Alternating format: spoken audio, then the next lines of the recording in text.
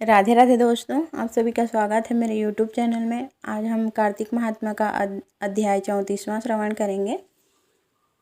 ऋषियों ने पूछा, हे सूत जी, पीपल के वृक्ष की शनिवार के अलावा सप्ताह के शेष दिनों में पूजा क्यों नहीं की जाती?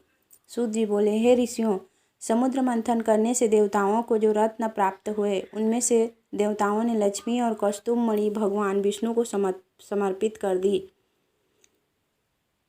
जब भगवान विष्णु लक्ष्मी जी से विवाह करने के लिए तैयार हुए तो लक्ष्मी जी बोले, हे प्रभु, जब तक मेरी बड़ी बहन का विवाह नहीं हो जाता तब तक मैं छोटी बहन आपसे किस प्रकार विवाह कर सकती हूँ।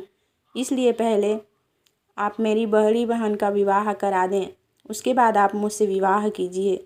यही नियम है जो प्राचीन काल से चला आ रहा है। सूत जी ने कहा। लक्ष्मी जी के मुख से ऐसे वचन सुनकर भगवान विष्णु ने लक्ष्मी जी की बड़ी बहन का विवाह उद्दालक ऋषि के साथ संपन्न करा दिया। लक्ष्मी जी की बड़ी बहन लक्ष्मी जी बड़ी कुरूप थी। उनका मुख बड़ा, दांत चमकते हुए, उनकी देह वृद्धा के भांति, नेत्र बड़े बड़े और बाल रूखे थे। भगवान विष्णु द्वारा आग्रह किए जाने पर ऋषि उद्दालक उससे विवाह करके उसे वेद मंत्रों की ध्वनि से गुंजाते हुए अपने आश्रम में ले आए। वेद ध्वनि से गुंजित हवन के पवित्र धुएं से सुगंधित उस ऋषि के सुंदर आश्रम को देखकर लक्ष्मी को बहुत दुख हुआ। वह महर्षि उद्दालक से बोली, चूँकि इस आश्रम में वेद ध्वनि गूंज रही है, इसलिए यह स्थान मेरे रहने योग्य नहीं है। इसलिए आप मुझे यहाँ से अन्यत्र ले चलिए। उसकी बात सुनकर महर्षि उद्दालक बोले, तुम यहाँ क्यों नहीं रह सकती, और तुम्हारे रहने योग्य अन्य कौन सा स्थान है, वह भी मुझे बताओ। और लक्ष्मी बोली, जिस स्थान पर वेद की ध्वनि होती हो, अतिथियों का आदर सत्कार किया जाता हो, यज्ञ आदि होते हों, ऐसे स्थान पर मैं नहीं रह सकती। जिस स्थान पर पति पत्नी आपस में प्रेम से रहते हों, पितरों के निमित्त यज्ञ होते हो, देवताओं की पूजा होती है, उस स्थान पर भी मैं नहीं रह सकती। जिस स्थान पर वेदों की ध्वनि न हो, अतिथियों का आदर सत्कार न होता हो, यज्ञ न होता हो, पति पत्नी आपस में क्लेश करते हों, पूज्य वृद्धि सत्पुरुषों तथा मित्रों का अनादर होता हो, जहाँ दुराचारी, चोर, परिस्त्रीगामी मनुष्य निवास करते हों, जिस स्थान पर गायों की हत्या की जाती हो, मद्यपान, ब्रह्म हत्या आदि पाप होते हों, ऐसे स्थान पर मैं प्रसन्नतापूर्वक निवास करती हूँ। सूत जी बोले। लक्ष्मी के मुख से इस प्रकार के वचन सुनकर उद्दालक का मन खिन्न हो गया। वह इस बात को सुनकर मौन हो गए। थोड़ी देर बाद वे बोले कि ठीक है, मैं तुम्हारे लिए ऐसा स्थान ढूंढ दूंगा। जब तक मैं तुम्हारे लिए ऐसा स्थान न ढूंढ लूँ, तब तक तुम इसी पीपल के नीचे चुपचाप बैठी रहना। महर्षि उद्दालक उसे पीपल के वृक्ष के नीचे बैठाकर उसके रहने योग्य स्थान की खोज में निकल पड़े।